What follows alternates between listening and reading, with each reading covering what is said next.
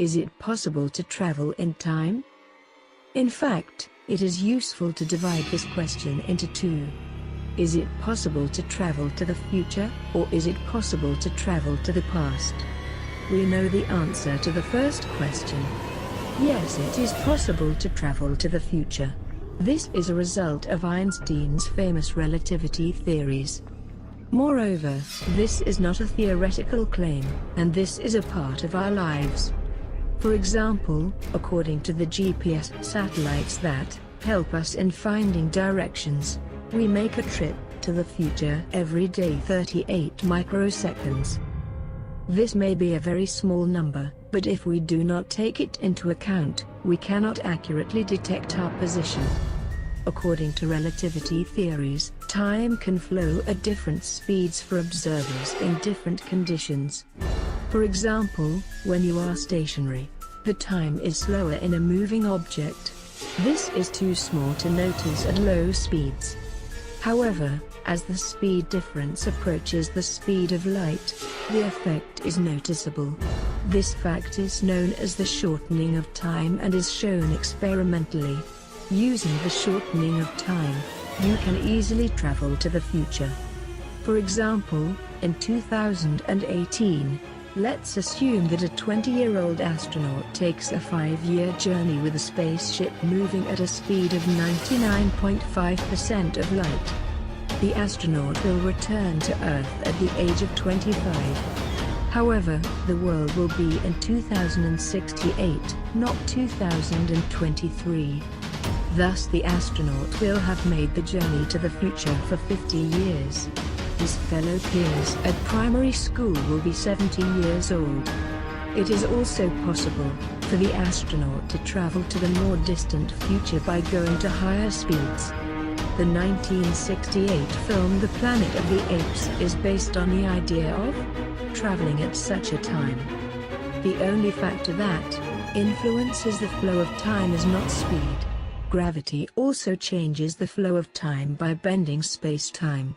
As gravity increases, time slows down. That's exactly why we're traveling to the future according to the satellites. Gravity on the Earth's surface is much higher than that of space. Therefore, the time on Earth's surface is slower than empty space.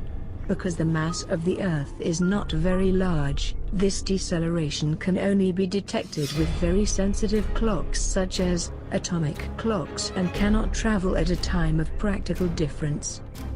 However, by traveling to a place where the gravity is high, such as neutron stars or black holes, a visibly slowing of time can be achieved. A spaceship that enters and leaves such an environment can travel to the future for centuries or even millions of years.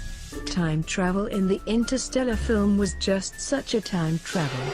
Well, is it possible to travel to the past? The answer to this question is not as clear as the first question. Relativity equations have solutions that allow travel to the past. However, whether or not the conditions that allow these solutions can be physically realized are the subject of discussion. If it can be moved faster than the speed of light, according to special relativity equations, time begins to flow back into the past and a person travels to the past. However, according to relativity theory, no mass object can reach the speed of light, so it is not possible to cross the speed of light. Another physical system that can allow a journey back to the past is space-time bridges known as wormholes. These can be thought of as the tunnels of which the Einstein equations allow, at a point in space-time, the output of which is at another space-time point. If we can create wormholes, we can travel to any time and place in the past. However, to create such time corridors, we need to have a negative energy substance, known as the exotic substance. For now we do not know such a substance.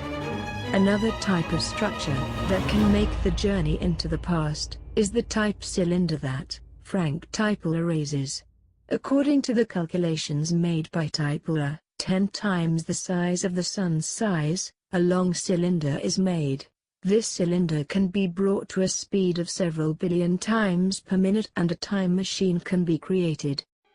A spaceship that follows a spiral path around this disk can travel to the past or future, depending on the direction in which it travels.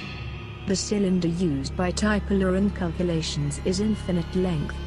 However, according to him, a cylinder that rotates very long and a little faster can allow time to travel. Of course, it is not possible to test this claim experimentally, because it is very difficult, and perhaps impossible to create such a cylinder at this stage.